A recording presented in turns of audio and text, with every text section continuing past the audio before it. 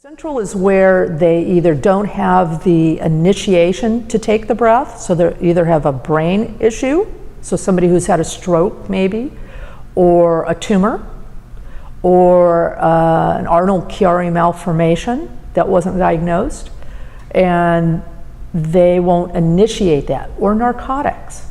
A lot of people are on narcotics for pain, back pain, neck pain. Those can make it to where you don't have the impulse to take a breath, versus cardiac problems where it's a timing issue and a filling pressure issue that changes the pressures in the thoracic cage, and then that creates a kind of a missed signal to the brain and it will stop breathing. So those are different kind of phenomenons. And it's actually, that's called the loop gain phenomenon based on engineering. If they have straight sleep apnea, obstructive sleep apnea, you start with CPAP, continuous positive airway pressure. A lot of people find it difficult to exhale against a set pressure.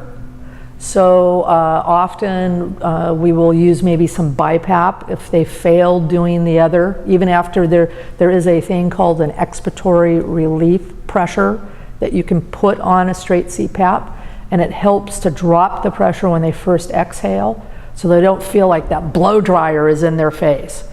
And then if that doesn't work, then switching to a BiPAP. If somebody has what we call positional or maybe stage dependent. For instance, women who are postmenopausal are notorious for having the highest REM specific related obstructive sleep apnea. So they may be great in non-REM, but when they get into REM, they bomb. So for them, an auto-PAP is terrific. And that's because they can have this low pressure in non-REM, and then when they get in the REM, it can ramp up and meet what they need, but they don't have to stay at that level the whole night, which might make it harder for them to be compliant with the therapy. So your DME company and your education is paramount.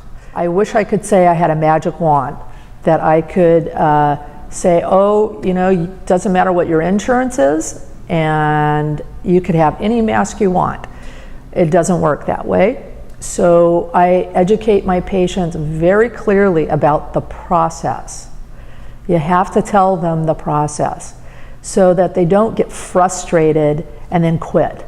So that's why we see them back. I see them back within 31 to 90 days after they've been using it, and sooner if they have a problem. So if they go home and a week later they're frustrated with it already, I need to see them back.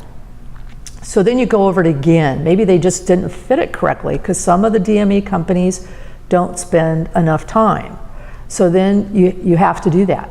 You have to find out what's wrong with it. Oh, it's leaking here, it doesn't fit right here, this headgear. I've even had one 86-year-old woman who said, it messes my hair up.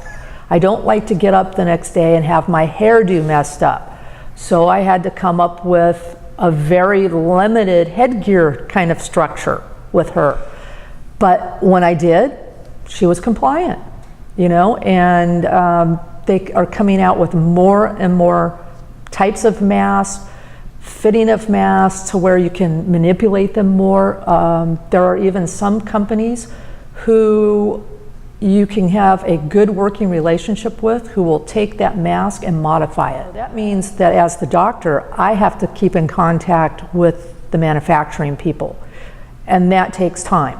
You know, you have to see what's coming out there and stay on top of the new things and have good relationships with them so that you can know what's there, and one size doesn't fit all. So I think having the labs have more variety available is very important so that they can try different things.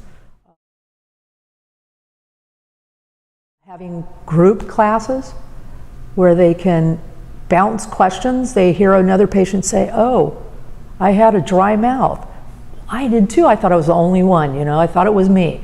And so that facilitates a lot of conversation and help for them. I try to, if I have a really poster child person who had a miserable life before and they got CPAP and they're like, I have never felt better.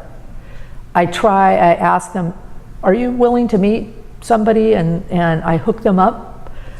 So I think that helps too, that when you get support systems like that, it helps patients to do better.